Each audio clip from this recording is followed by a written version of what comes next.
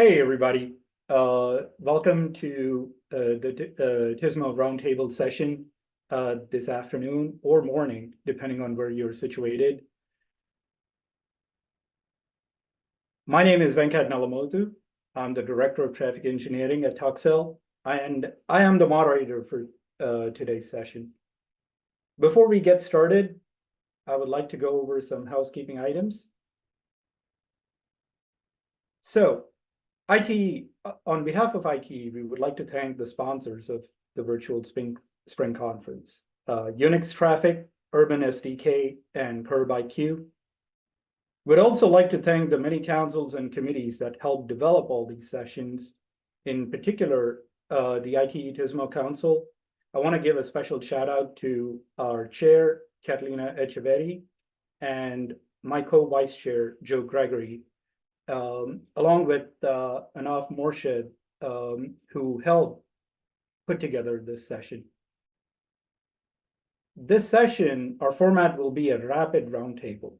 So those of you in the audience, you can enter questions into the question box during or after the presentations, but we won't be able to address those until the open Q&A portion of our session towards the end.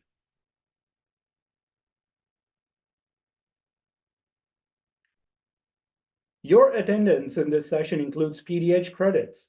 So the link for receiving credit will be shared in the chat box by ITE staff. So be sure to save the link to access the post-session evaluations. The recording of this session will be available on ITE's Learning Hub within 48 hours for all meeting registrants, and will be available until May 31st of 2024. If you wish to view a session concurrent with this, or another one that you may have missed, all registrants will have access to the complete archive library. So with that, let us dive right into today's session. We are so excited to bring you speakers from all the 11 ITE districts across the globe. And these are the TSMO or operations champions who will be sharing their successes and challenges from their respective agencies' perspectives. Our first speaker is Borg Chan from ITE's Canada district. Borg, I will turn it over to you. Yeah, thank you, Venkat. So my name is Borg Chan. So I'm actually called from the Vancouver, BC, Canada. So this is morning for us. Yeah. Anyway, so I'm actually ITE Canada Technical Liaison Committee in look after that TSMO in my session. So for the Canada, I think there's a number of items to talk about TSMO, and we have putting some of the information here. So such as active transportation and demand management is one of the highlights for us.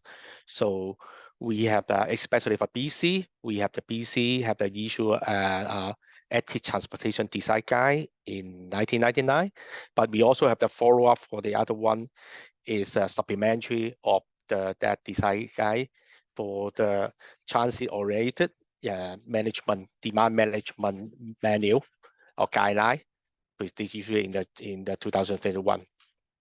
For January, for the other thing is further is the Transport Canada. They also building up the Transportation 2013. They have a number of themes related to the TSMO and some, but more related is in the TAD. That means Transportation and Association of Canada. They also have the group is similar to the TSMO. It's called TOMC. That means Traffic Operation and Management Committee. They have a whole list of the project is ongoing or completed project or research working on this. I just highlight some of them here. That highlight is based on the agenda or minutes from the last September in their annual conference. So you can see that there's an agenda on the right side on the slide. So some major things is talking about on-roll delator. So that's, it means there is some guideline for the application guideline for the permanent online delineator or on-roll delineator. So that's including the size, the location, and also the color, or how to incorporate some spacing or some other one. And then we have the cost-wise at the channelized waiter, and also active mode signal timing. Active mode signal timing, because especially in the lower BC or Vancouver, there's a lot of the bicycle, and we think about we have a lot of the bicycle signal, and then what's the standard of bicycle signal, because there's definitely different with the normal full traffic signal, including the location, the size, the height, and also the effective or bad board or similar one. They will see difference. So we will have some guideline, and also the signal timing is different for the different mode or similar one. Another one is non-standard crosswalk payment marking guideline. So this also is that. So mainly is this is in additional to the parallel line and zebra crossing. We have this. We had in the BC or in the Canada, they have a number of the different type of the crosswalk, including some we call it rainbow crosswalk, and also is some First Nation crosswalk, First Nation marking crosswalk. So we will showing what happening, and I provide a guideline for that, how to do it, to definitely different with the parallel line or zebra crosswalk. Finally, I want to also mention about MUTCDC update. I know there is a US MUTCD recently released in last December. For the Canada, we also have the 6th edition issue in 2021, and but we still updating and rebuilding, and we actually will be consider the MUTCD US and then see what happening, and then how can we update it in next version. So that summarizes what I'm saying that is an update for the Canada district. If you got any question, you can contact me, Bob Chan, in the showing here. Thank you very much. Thank you so much, Borg. Next up, we have Alexandra Lopez from Florida, Puerto Rico district. Alexandra, please take it away. Thank you very much. And thank you, ITE, for putting together this session and allowing me to represent the Florida Puerto Rico district. As mentioned, my name is Alexandra Lopez. I currently serve as the treasurer for the Florida Puerto Rico district. And my day job, I'm the TSMO program engineer for District 4 within the Florida Department of Transportation. And so I'm going to give you just a quick update of major initiatives related to TSMO within the district. So from a Florida statewide perspective, obviously, the most popular or successful TSMO strategies deployed include incident management, traffic management, and travel information dissemination. Most of these strategies cover the freeway system. So in Florida, we can say that we are 100% covered within our freeways with these strategies. The different districts do have some of the arterial roadways covered, but these are more limited. The district that I represent, not the ITE district, but the FDOT district that I represent, covers 5 counties, and we do have some arterial roadways that we covered with different technologies and with different strategies. In terms of advanced technologies being explored in Florida, we have several districts that are experimenting with computer vision, crowdsourced data, big data, machine learning, and artificial intelligence as well. A great example of this is the Vehicle to Everything, or V2X data platform, which collects a myriad of data from across the state of Florida with a focus on connected vehicle data that it's not otherwise readily available. If you can see this QR codes here on the slide, you can scan the first one that says V2X data platform and get a bit more information on that. Improving safety is also our #1 priority, and in fact, Target Zero is a statewide initiative that aims to reduce the number of transportation-related crashes to zero. If you scan the second QR code, which is labeled runway driving, you can see a bit more information on how the state is kind of combining TSMO and technology to address safety, focusing specifically on preventing runway crashes. I also wanted to take this opportunity to discuss some of the challenges as well as the strategies that we've implemented to address TSMO challenges within the state. So obviously, one of the biggest things that we have to that we kind of face when deploying TSMO strategies includes the funding. The good thing is that Florida has taken kind of like a top-down approach with allocating funding through different formulas that would cover maintenance and operations of these different initiatives. Also, the last QR code here that you see on the slide will give you some of the training that has been specifically been created for TSMO initiatives. And you can see them, they're online computer-based trainings. And, the idea is to kind of address some of the workforce development issues that we always encounter. So with that, I'll pass it back to Venkat for the next speaker. Thank you so much, Alexandra. Our next speaker is April Wire, representing the Mountain District. April, please take it away. Hello, I am April Wire. I work for Maricopa County Department of Transportation. Maricopa County is located in Phoenix, Arizona, and we cover the entire Phoenix metropolitan area. I am representing the Mountain District, but in particular, I'm going to talk about some of the things that are going on within our Arizona state and region. So I always have to hit on the Aztec Regional Partnership. If you ever heard me talk, I always like to insert that at some point in my conversation. So the Aztec Regional Partnership is really focused on deployment and advancement of ITS solutions and TSMO strategies. Started in 1996, so we've been standing strong. That is the basis for a lot of the work that we do in the Phoenix metropolitan area in particular, focusing on ITS deployment. So a lot of the work that we've done over the last several decades has generated our ability to move forward with our Loop 101 mobility project.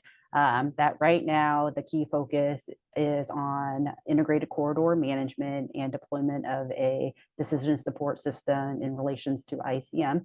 So we are in the thick of that right now, getting ready to release our procurement and moving that forward for our region and possibly expansion into our state. With Aztec, we are always focused on continuing education and partnerships, understanding that workforce development is a huge need for us. I think you heard Alexandria talk about that a little bit regarding training. So that is a need in our district, in our state in particular. So we continue to recognize that ITS and signal technicians is a unique space where we have a huge gap in workforce and a definite need to get people trained up to speed to serve in those roles. So our region in particular has been working with FHWA to see if there is a way to develop some kind of standardized training for the nation coming out of some of the needs that are very specific to Phoenix. In relation to just expanding ITS solutions, we have a connected vehicle testbed in our region. We started it many moons ago, working with our University of Arizona partner, and we are trying to take it from research into implementation. And so we have several projects going on to expand on that effort, focusing on deployment of RSUs at intersections to OBUs into actual fleet vehicles. And then also even working with some of our third-party vendors on more virtual RSU type applications. So all of those things are kind of in the infancy stage right now, but getting ready to kickstart over the next several months, working as a region to see what we can do to expand the deployment of CV technology. In relation to that, we have a huge data warehouse that we've been collecting data on for a very long time now as well. One of the areas that we are growing as far as data is related to traffic signals. I know automated traffic signal performance measures have been around for quite some time. We are still expanding the use of that, expanding what intersections we are collecting data from across our region and trying to institutionalize that into our daily operations. So I've already talked a little bit about the challenges regarding workforce development and training resources. I heard Alexandria talked about that briefly too in her section. So I'm going to skip that one and turn it back over to Binja. April, that was a lot of ground covered in a very short amount of time. Thank you so much. Our next speaker is Dhanush Lakshman, representing the Global District from New Zealand. Dhanush, the floor is yours. Thanks, Venkat. Kia ora, everyone. My name is Dhanush, and I'm a systems engineer working with Oricon in Auckland, New Zealand. And I'm representing the Global District and Australia-New Zealand section of ITE today. Today, I'll give you a brief summary of the TSMO activities in New Zealand. Most of the information that I'm presenting is readily available in the Transport Agency's website. To start with, New Zealand has a population of just over 5 million, which is approximately 60% of the population of New York City. And it's spread across mostly 3 cities, Auckland, Wellington, and Christchurch. At a regional level, New Zealand has about 11,000 kilometers of state highways, which is managed by 2 traffic operation centers, one in Wellington and one in Auckland. The Auckland Traffic Operations Center manages about 3,000 kilometers of state highways in the Upper North Island section, which you could see on the right. And Wellington Traffic Operations Center manages the remaining 8,000 kilometers of state highways, which includes motorways and expressways as well. And that's at the lower half of the North Island and the entire South Island. When looking at a city level, basically, ATOC manages, in addition to managing the state highways, ATOC also manages the 800 plus traffic signals and around 80 plus RAM signals. Auckland has about 4 state-of-the-art dynamic lane arrangement. One of the key examples of that is the Auckland Harbour Bridge, which is an 8-lane bridge connecting the Upper North Island to Auckland. And it is dynamically managed by lane control and speed control systems. And the concrete barrier image that you can see on the right, it helps to maintain the lane configuration as required, which is generally 5 lanes in the peak traffic direction. In terms of the traffic incident management, there is a team of at least 4 traffic response unit vehicles and traffic incident managers as well, responding to an average of around 550 incidents a month, which ranges from, say, moving damaged or broken down vehicles or cleaning debris, or it might be as making the incident site safe for all road users.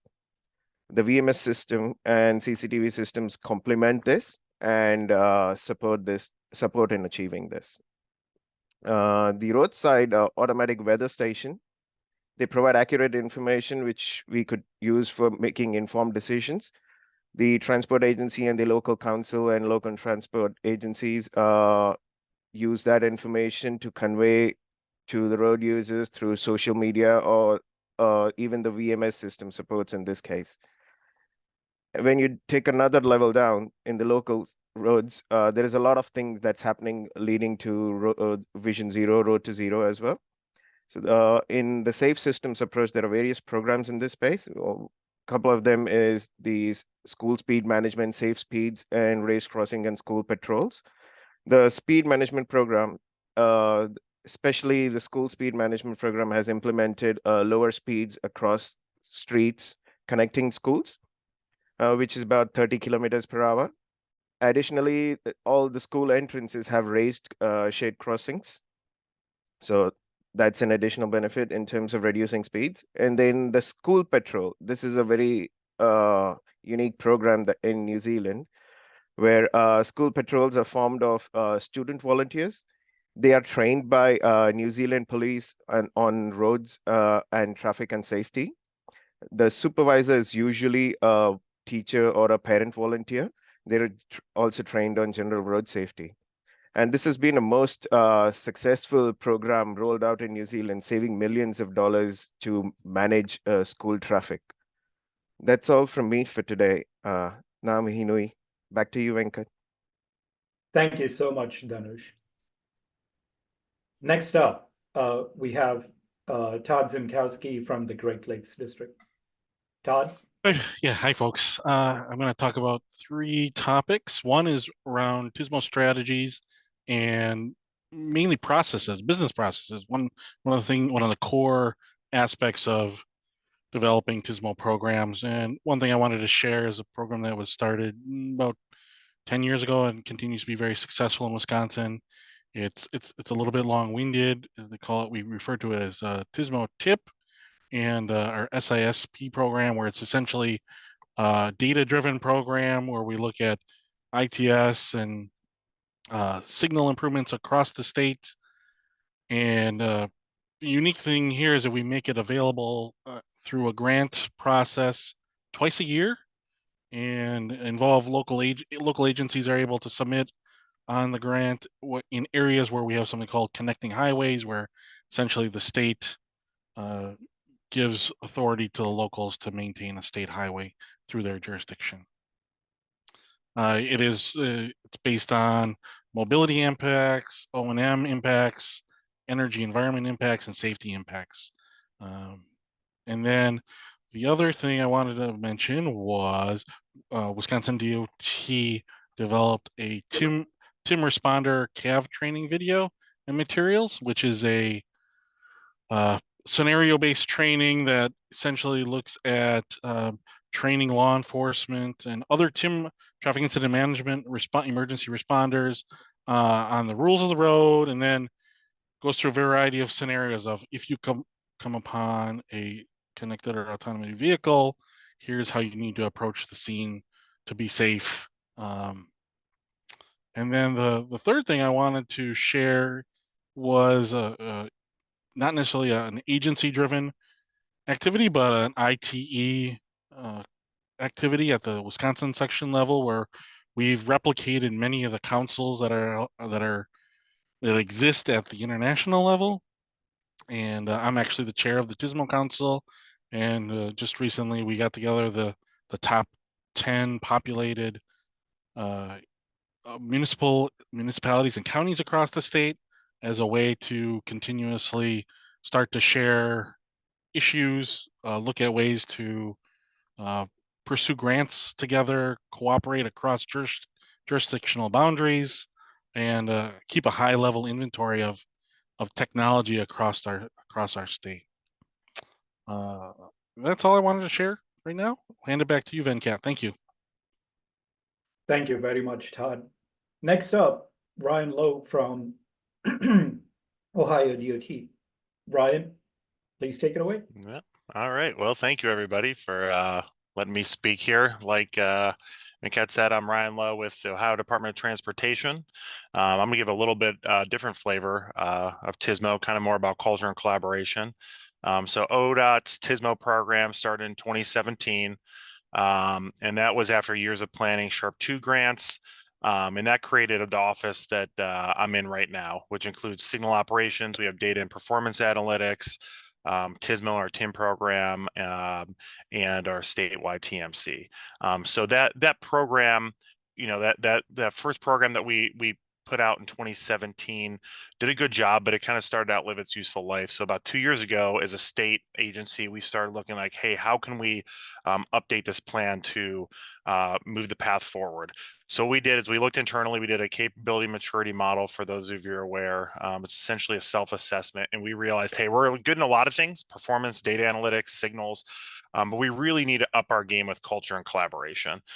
So that's kind of what we've been building on, is culture and collaboration, reaching out to locals. We're a home rule state, to work with them specifically in the signal area, but also working with our leadership too, to make sure everybody's aware of the TSMO program, and to make sure that they're a partner. And, our big message is, hey, things were done a certain way back in the day, building out of everything, and you can't really do that anymore. So we're really leveraging, hey, we're trying to manage congestion while increasing the safety and reliability of the system, but not always enhance capacity. So, like I said, that involving leadership and having some of these successes that I'm going to talk about here in a minute are important, because it has gotten our TSMO program more funding to be able to do more applications. So as you can see right here, we have on the bottom right is Governor DeWine.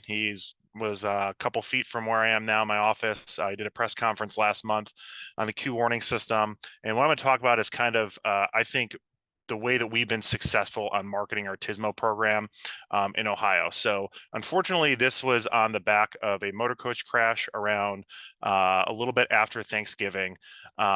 There were high school kids coming to Columbus. Just outside of Columbus, there was a crash. It was a secondary crash caused by congestion. And it was really high profile. I'm sure a lot of you saw in the news. But what we did is out of that, we spun up a program internally.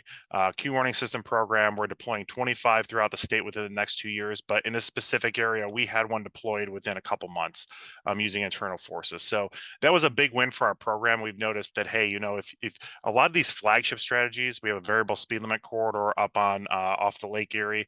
Hard shoulder running is really important in our urban districts, but really leveraging these flagship strategies, even though they're not your whole TSMO program, has been extremely successful for us to build that culture and collaboration and institutionalize TSMO as part of the fabric of ODOT.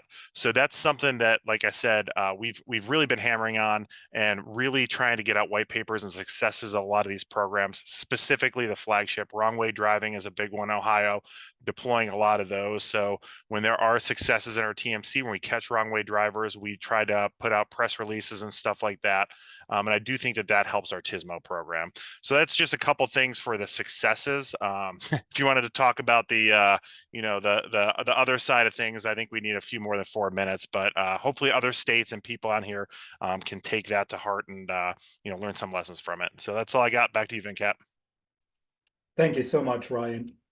Next up, my home ITE district, Mid-Colonial District, and we have Steve Gold from PennDOT. Steve, the floor is yours. All right, thank you. I am Steve Galt with the Pennsylvania Department of Transportation, here representing the Mid-Colonial District.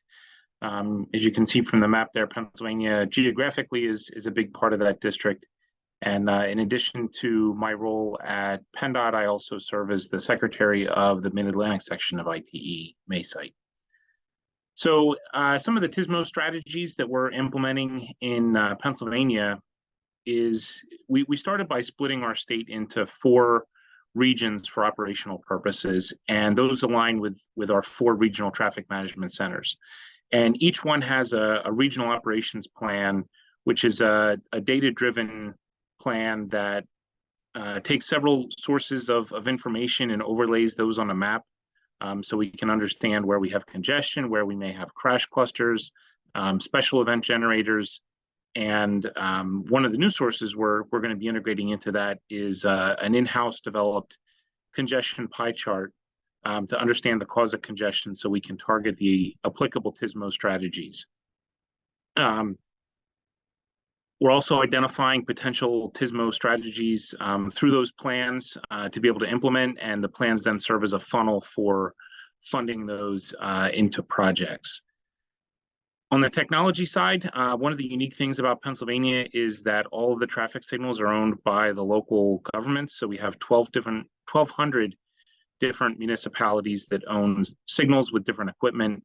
And we've taken that and centralized our system in a unified way that allows for all this different equipment from different vendors to communicate with each other and provide some level of signal operation across those jurisdictional boundaries. We're in the process of developing a lane reservation system. We like to call this similar to OpenTable for restaurants that contractors and others can use to identify when capacity is available to do road work. And one of the other unique things about Pennsylvania is that we didn't deploy a large network of field sensors. So as we've taken that opportunity, we've leveraged some of the probe data sources at a statewide level for traffic operations, which allowed us to scale up quickly.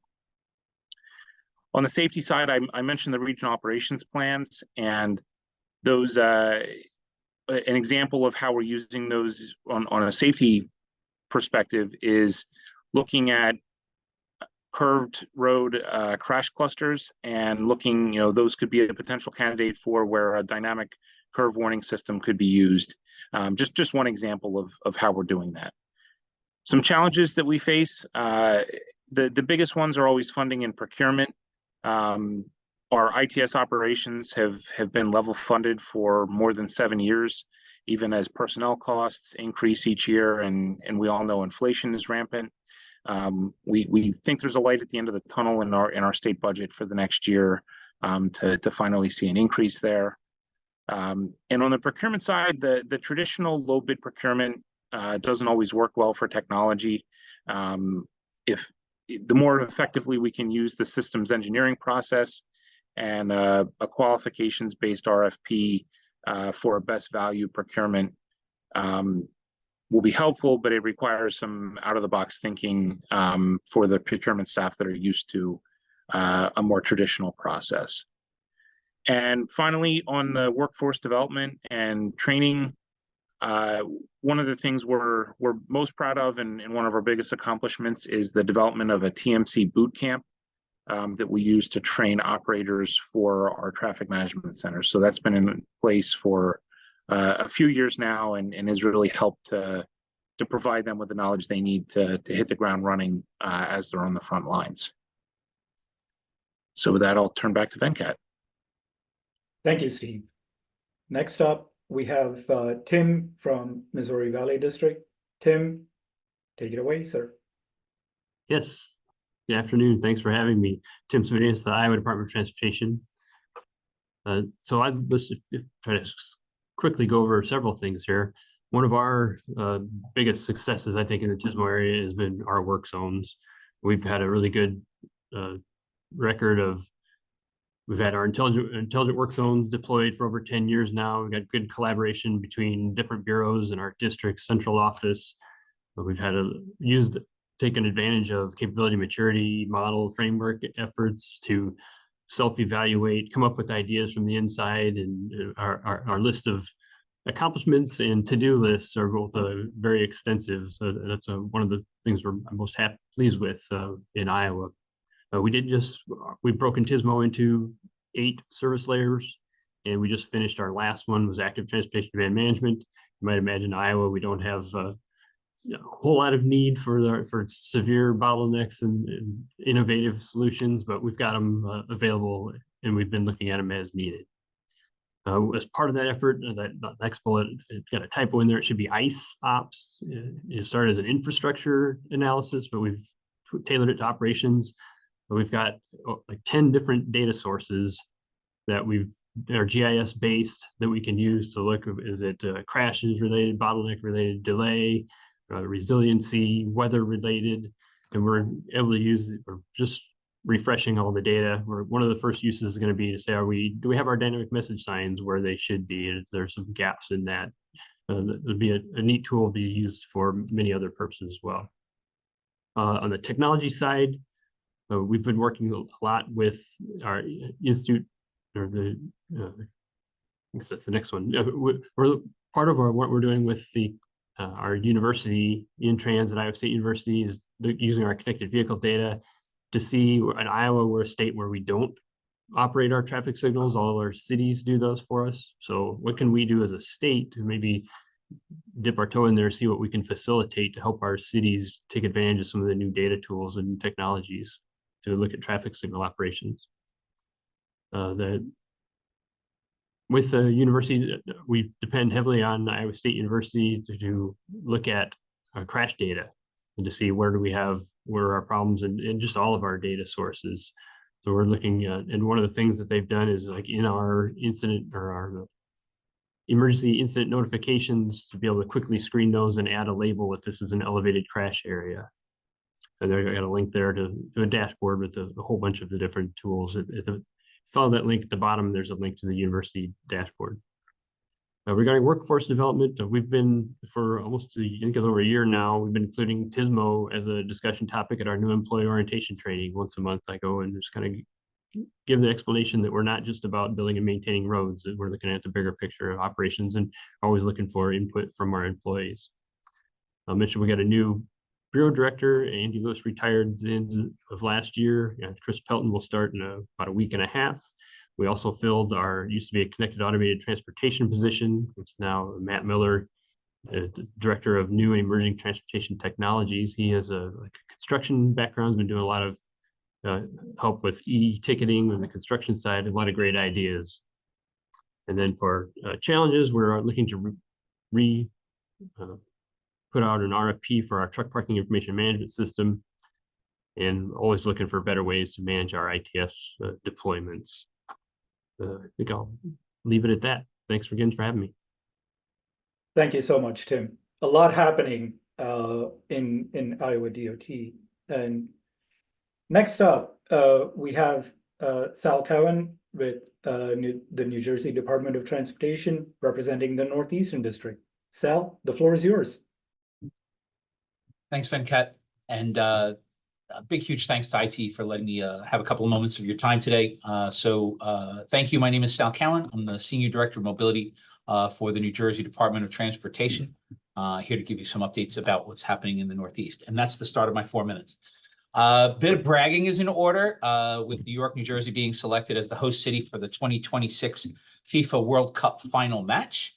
Even though the match isn't until July of 26. Planning started several years ago and continues. I think I just got 2 meeting invites for this week and next week already. And we're going to be deploying a significant number of TSMO strategies and technologies for the area. For those of you involved in special events, you know that you really do need to have your partners by your side. And so the agencies of the Northeast really do work together already with committees, programs, tech deployments. So none of us are really strangers. And so we're very well equipped to manage the event. Talking about some technology, we've got the world's busiest bridge, the George Washington Bridge, that takes traffic from I-95, which is basically 40% of the US GDP, carrying billions of freight between Philadelphia, New York, Boston, Providence, et cetera. With all that traffic, these TSMO strategies are important, and the technology is critical for managing not only 95, but all the roadways in the region, because they are connected. For those of you that may not be aware, there are 16 member agencies and a nonprofit organization known as Transcom. And together with all of that technology and our operations teams, we collaborate on a regular basis, talking about special events, weather events. Yes, it is March 20th, and we've had a very, knock on wood, good winter. But whenever things hit the fan, we do wind up collaborating on regional roadway restrictions, commercial vehicle restrictions, and the like. Taking a look at safety, many agencies, the department here included, have really begun to incorporate the safe system approach into our TSMO project planning, looking at how we can associate our technical programs into any of the aspects of the safe system approach, whether that's connected vehicle equipment to be able to support a safer vehicle, work zone cue warnings, speed enforcement for safer speeds, pedestrian detection at signalized intersections. The New Jersey Department of Transportation has a red light extension program to be able to give more time to pedestrians crossing the road for safer roads. For those of you involved in TIM, your post-crash care is how quickly you can get out on the road and clear the crash and be able to get responders to the scene. This is really what TSMO is about, aligning mobility and safety. I forget who said it, but it was at a conference where the two are not mutually exclusive. They can work hand in hand. Challenges, You know, we're the cool kids in the room, right? We have all the cool technology. We got all the strategies. We're the ones that show up with the cool flashing lights. But we live in a world where all these cool toys have to be protected 24/7. I read somewhere in a study that there are 2,200 cyber attacks per day, one happening about every 39 seconds. That means 4 attacks have happened since I started talking. If one of your biggest challenges isn't making sure that all your cool toys are protected, it's only a matter of time before your systems are compromised. We work very well with our state IT. Some people think those are obstacles, but really they are a great partner. Finally, last but not least, workforce. I know NOCoE started looking at workforce development back in 2016. There's no master's degree for TSMO, but once you get your staff in, training folks and getting them to understand your programs is your investment in time. Part of the problem we've had is trying to get people in the door. There are people who are not applying for jobs. So we've done very well with college fairs. We've done great with social media and working with our communications department to do interviews with our employees. That said, I think I've come close to my 4-minute mark, and I'll hand it back to you, Venkat. Thank you so much, Sal. Next up, we have the Texas district, and Christine, the floor is yours. Hi, so my name is Christine Push. I'm a management analyst in the traffic safety division at TxDOT, and I'm currently leading the TSMO efforts. My background is in planning. I just got into operations a year ago. But so background on Texas and TSMO. So we've been deploying ITS and TSMO strategies for a long time, but we did so kind of inconsistently until recently. And so in 2016 and 2017, our chief engineer issued memos mandating the inclusion of TMS throughout the project's life cycle. And then we initiated the comprehensive TSMO program in 2017 and completed our overarching statewide strategic plan in 2018. We also have a gap plan for ITS infrastructure. And those are important because they provide a really good framework and guidance for the TSMO adoption statewide. It's also important because we're fairly decentralized in Texas. We have different governing policies, regional leads throughout the state. We're a pretty big state. So we've wanted to give our districts a lot of autonomy. Each has developed their own TSMO program plans. They're working on now developing other plans like ITS master plans, ITS architecture. And so just making sure there is that uniform guidance for all of that is really important. Just also wanted to mention too, that our TIM program, it's really well established. I have nothing to do with it almost, but there's 2 other full-time staff members on the same team as me who are overseeing those that program. We also have district staff dedicated to TIM as well, some solely dedicated to that, some working on it on the side.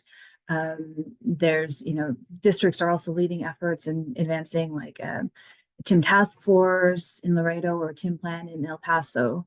We've also, trained over 692,000 first responders in Texas through the SHARP 2 program.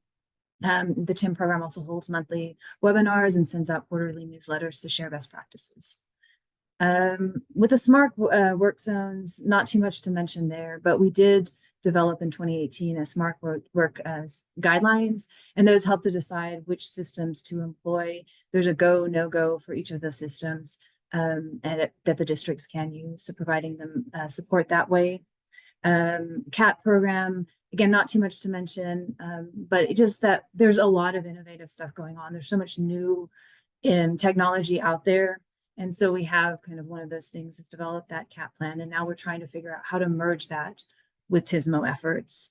Again, when you have so much data from CAT coming out there, what policies are needed, what other supports needed there. Challenges, again, I can go through really quickly.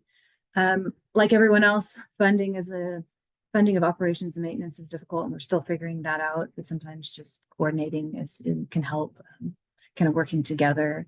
I talked about, the need for support statewide, but there's also that need for nationwide guidance. And, as we move forward so quickly, that's still being developed. But I think the big thing, that others have touched upon too, is that turnover and training of staff. And I'll go into a little bit about our solutions for that. And then coordination of efforts. again, there's so much going on at TxDOT that, you know, it's really important for us to learn from each other. So to address the challenges of turnover and staff and coordination of efforts, we're setting up TSMO trainings. We have a TSMO summit or conference planned, webinars. We do already have an external facing TxDOT site and then internal SharePoint site to share stuff internally that we're working on right now. We are in the process of developing web-based trainings that will likely be shared on our TxDOT website. And that's to share information with people new to TSMO. We have an introduction to TSMO, like an overview of what it is, as well as overview of strategies like active transportation, traffic management. And so it includes both that general information that anyone could use throughout the nation, I think, going back to some other points too, that some of you mentioned as well, but then it also relates it back to TxDOT work as well. Again, then we're going to be trying to we're holding a 3-day summit on TSMO at TxDOT in person. We're going to bring together people from TxDOT, FHWA, other partner agencies, hopefully MPOs as well will be there to discuss TSMO trends, success stories, best practices. We'll have panel discussions, interactive workshops, and presentations. We've titled it Visions Become Reality because that's what we're trying to do. It's a chance for attendees not only to learn from one another, but also to make those connections to help kind of turn their visions into reality, move forward these ideas. We're also going to hold some webinars. That could be a chance for us to share additional information, but even sharing potentially with practitioners outside of Texas. And yeah, we're trying to just continue to develop overarching guidance, support the districts, plan to continue with a statewide wrong way driving guide. We are developing a variable speed limit program. We just passed the legislation was just passed in Texas last year, developing of either statewide or larger ITS architecture for regions, and just building upon each other's work. And that's it. I have links to some of the web pages on the site right here. Christine, thank you so much. As always, there's a lot of intense activity in TSMO happening at in Texas and under the leadership of TxDOT. Next up, we have Caleb Winter representing ITE's Western District. Caleb, the floor is yours. Thank you, Venkat. Hello, all. Welcome to the Western District. I'm joining you from Portland, Oregon, where I'm the TSMO program manager at Metro, our regional government. It's an MPO. And in this first topic on equity, I'll start with data and then talk about mobility wallets. So through the last decade, Metro and our partners are building on capacity and connections to meet our equity policy. And when we started our TSMO strategy, we developed an equity tree guide. This guides our work plans and investments, and examples include recent examples are funding, competitive funding applications. We based half of that criteria on equity and had representatives of many different communities scoring projects. This year, Metro's TSMO resources are supporting Portland State University to create a community-based advisory committee that will help fill data gaps, develop new tools and resources, and refine our current data visualizations, just all about communicating data better. And PSU hosts Portal, which is our region's open data archive. They've done that for more than a decade. And they'll help everyone who's working in TSMO really connect one of our equity tree questions, which is what data is needed to measure a TSMO solution's impact on equity, and are all sides of the table involved in defining data needs. Another project underway is ITS for Us, really inspired way to improve navigation for people with disabilities. So we're learning from University of Washington's research and development and their transportation data equity initiative. They're looking at machine learning from aerial imagery to identify sidewalk attributes. And then having that base, we can accelerate, like annotating a data layer for curb cuts, sidewalk elevations, and other conditions, and help people navigate. And so we've set aside some resources for that. And then City of Portland started their mobility wallet in 2017, just released their 2023 report. So people living in certain parking zones or working in them can permit or purchase these wallets. It gives them access to transit as well as credits on our bike sharing, e-scooters, car sharing. And they've had 8,400 transportation wallets used over this time. with a commute trip drive alone rate going down 10%. And they've also, in the last 3 years, had a income qualified program for with 1,200 wallets. And this is Portland's universal basic mobility approach. Really the idea that everyone should have access to a basic level of mobility to meet their transportation needs, regardless of income or where they live. And Los Angeles Department of Transportation also has this mobility wallet. It started in 2022 with 2,000 subscribers and a monthly stipend of $150 for 12 months. Portland's is funded by parking district revenue. LA Dots is funded by their California Air Resources Board STEP funding. So then reliability in corridors, I was going to talk about tolling, but if you've heard, Oregon governor announced last week that there's a halt to our tolling progress, except for the interstate bridge replacement that will connect Oregon and Washington. That will include tolls. But a key challenge was to keep those toll rates low enough for working families, raise enough funds for major projects, and committing funding to local projects as well, and then revenue for mobility services. So it will be tabled for now. I still have a corridor update though. We're working on integrated corridor management in the southern part of the region. Cities, counties, transit agencies are working to operate the interstates and arterials together. And so we'll do some new things like running bus on shoulder and look at transit signal priority to adding that to our ramp meters. There's a separate investment. We'll add a second bus line of next generation transit signal priority. This is made possible by Bill Carbon Reduction Program funds. And the first version of this, instead of infrared sensors, we're using machine learning algorithms through the data communicated by the bus. And then if the bus is running late, requests signal priority as they arrive at the intersections. And the project, the whole project, this last transit project, was awarded the Transportation Achievement Award in the TSMO category at the last ITE annual meeting. Through safety, I wanted to mention Washington, Oregon, and California will receive infra grant to expand the nation's truck parking information management system. So states will install sensors along I-5 rest areas that have striped truck parking areas.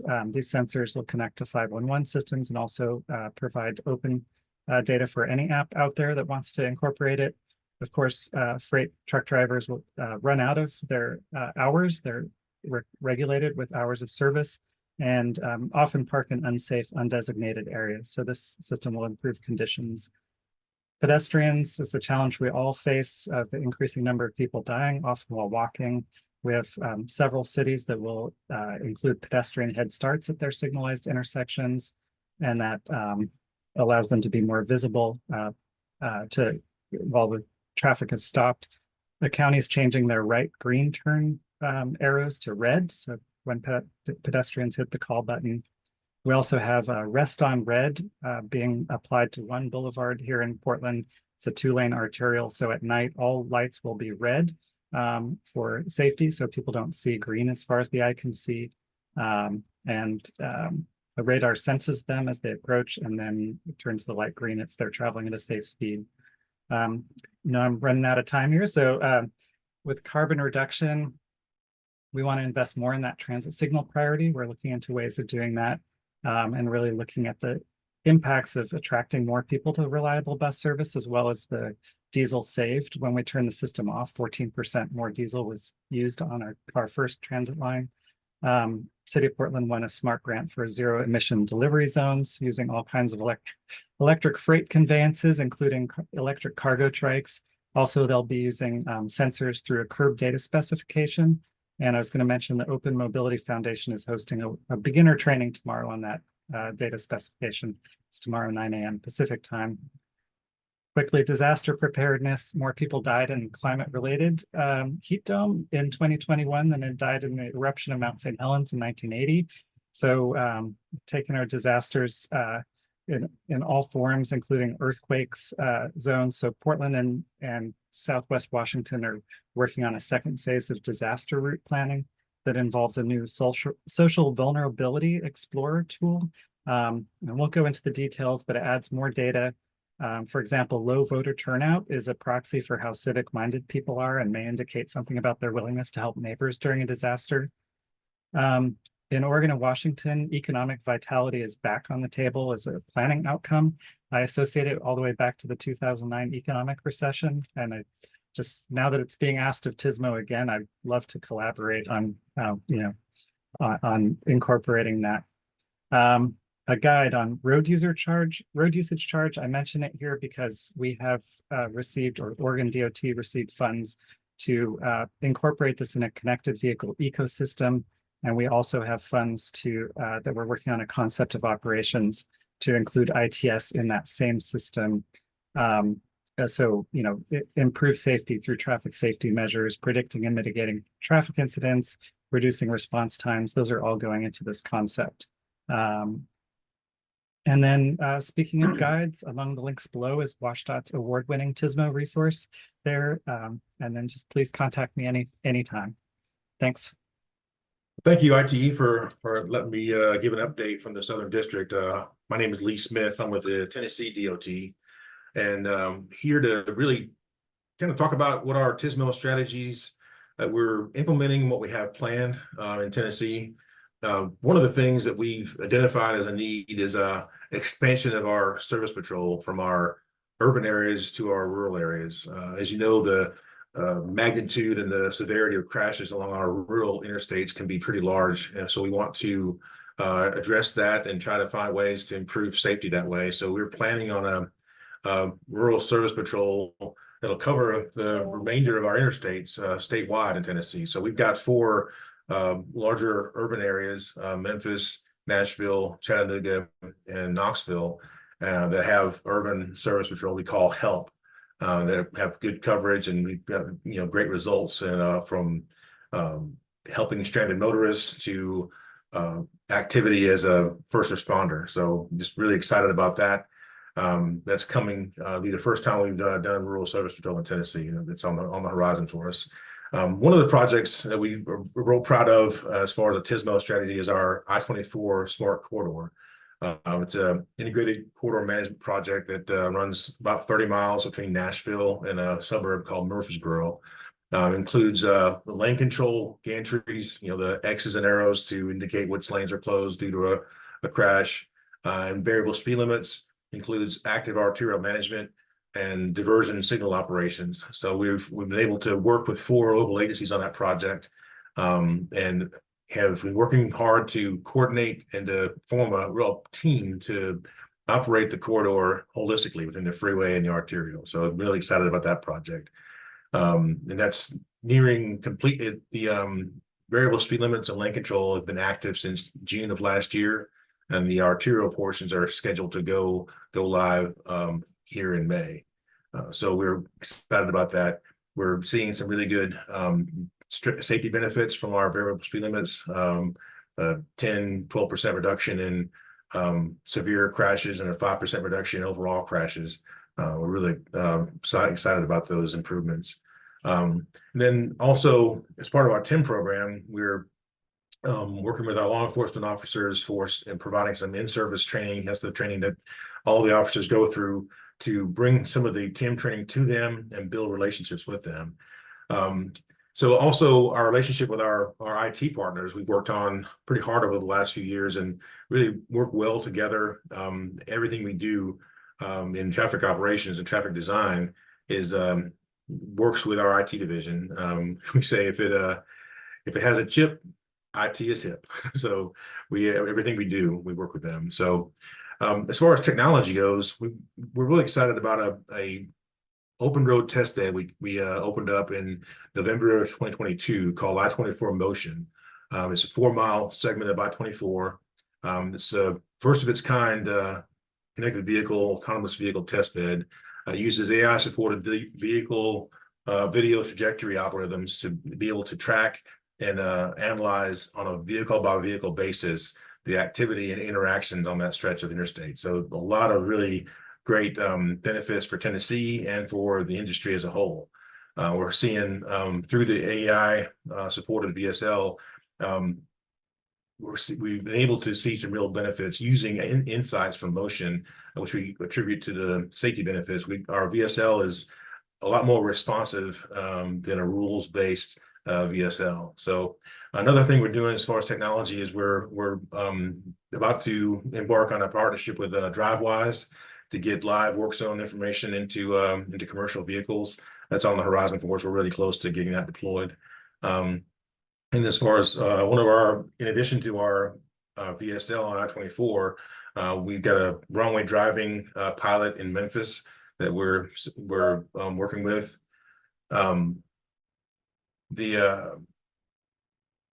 Also looking at sharing our traffic incident management information with GPS providers. We're working on that really hard. We see the need of it. We've got a good relationship with Waze, but we want to expand that and get real-time work zone information to our GPS providers. So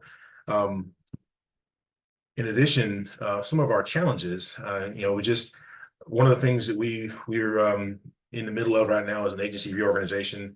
TDOT is really digging into project delivery and aligning ourselves with TSMO.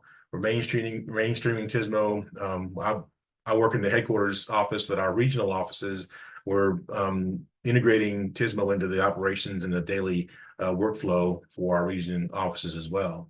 And really some of our challenges around deployment of our new TSMO strategies.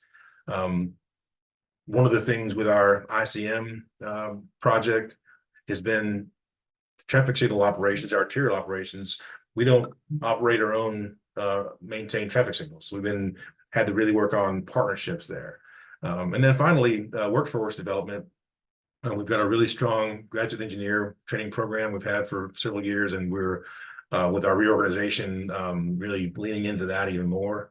And then we worked with our university partners and also AASHTO and NOCoE, ITS America, and ITE on TSMO training resources. We have a really strong partner in University of Memphis, Dr. Stephanie Ivey, with TSMO workforce development. So a lot of things going on in Tennessee. We're excited about. Got a long way to go, but I feel like we're making progress, moving the needle on safety and mobility. So like I mentioned, excited to be here, and I'm glad for the chance to give an update on the Southern District. With that, I will move to our Q&A. We have very limited time here. So we only have time for maybe one or two questions. One question that came up in the Q&A box, and I would invite all of our panelists to come back online, turn on their cameras. It was mentioned that there's a challenge in training recruiting TSMO workforce. What are the incentives or strategies that you, as TSMO champions, would employ to encourage prospective young professionals to get into TSMO? I just mentioned I've always been an advocate for giving meaningful work to our university partners. That's where we've got a lot of the undergraduate, graduate students can start getting exposed and that training on what we're doing with operations. Thank you, Tim. Venkat, I'm sorry, I didn't, just touching on the workforce. Some of our issues are with the guys who are working out in the field. And so it's tough to get people to stand on the side of the highway. But, for our service patrol, we have 70 men and women that work across 225 linear miles. The value that they see is not just in getting a paycheck, but the smile on the face of the people that they help. And it's a genuine feeling that they get, that people are happy to see them. They don't realize that it's free. They're happier when they find out that it's a free service, but that they're able to go home. They're able to get off the road. They don't have to wait for another service for a couple of hours. Someone is there to help them. And they don't expect that from state government. And I think that's one of the things that we really ought to push, is how good, the types of good work we really do that people don't see.